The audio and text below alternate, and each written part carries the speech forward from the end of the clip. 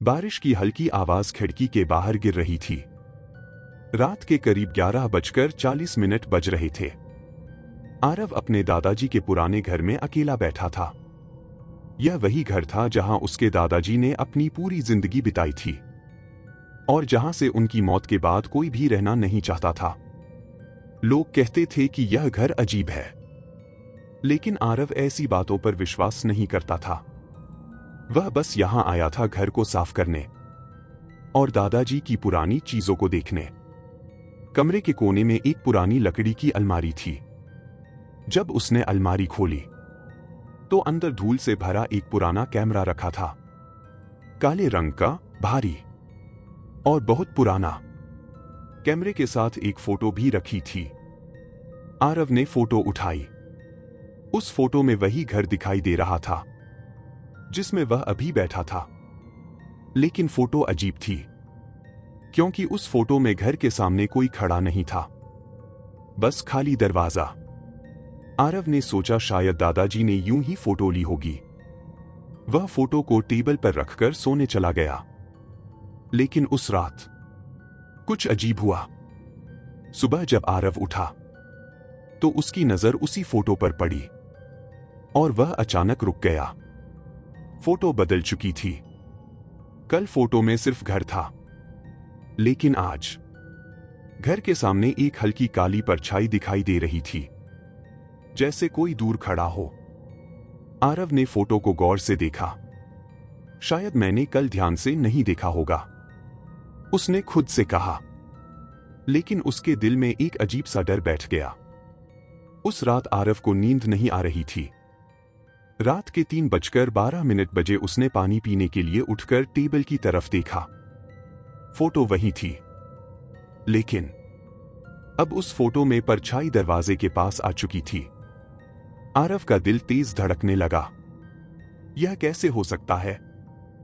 Photo बदल कैसे सकती है? उसने कैमरा उठाया। कैमरे के अंदर फिल्म अभी भी थी।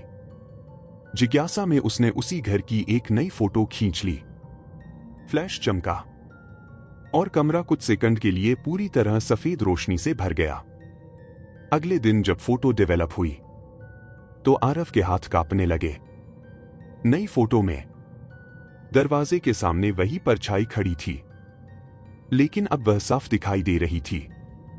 वह एक इंसान की आकृति थी, लंबा और सिर झुका हुआ, लेकिन उसका चेहरा दिखाई नहीं दे रहा था। आरव ने तुरंत खिड़की से बाहर देखा। घर के बाहर कोई नहीं था। फिर वह फोटो में कैसे आया? उस रात आरव ने तय किया कि वह जागेगा। रात के 3 बजे कमरे की हवा अचानक ठंडी हो गई। खिड़की हल्की हल्की हिलने लगी और टेबल पर रखी फोटो धीरे धीरे हिलने लगी। आरव डर गया।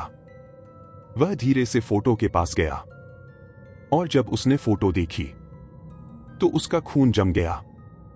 अब उस फोटो में वह परछाई घर के अंदर आ चुकी थी, दरवाजे के पीछे, अंधेरे में खड़ी। आरव ने सोचा यह सब उसका वहम है, लेकिन अचानक घर के अंदर कदमों की आवाज सुनाई दी। धीरे, टिक टिक टिक, जैसे कोई लकड़ी के फर्श पर चल रहा हो। आरव ने सांस रोक ली। कमरे के बाहर से आवाज आई। फिर एकदम से सब शांत हो गया। डरते हुए उसने टेबल पर रखी फोटो उठाई और जैसे ही उसने फोटो देखी, उसकी सांस रुक गई। अब उस फोटो में वह परछाई सीधे उसके पीछे खड़ी थी।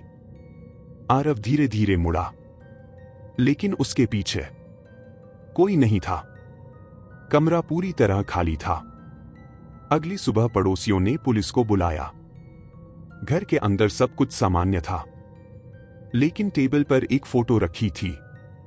उस फोटो में आरव कुर्सी पर बैठा था और उसके पीछे एक लंबी काली आकृति खड़ी थी।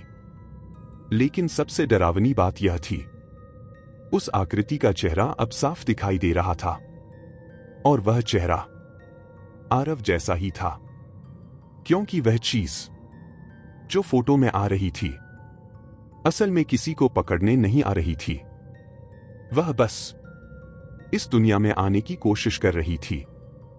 और अब वह आ चुकी थी।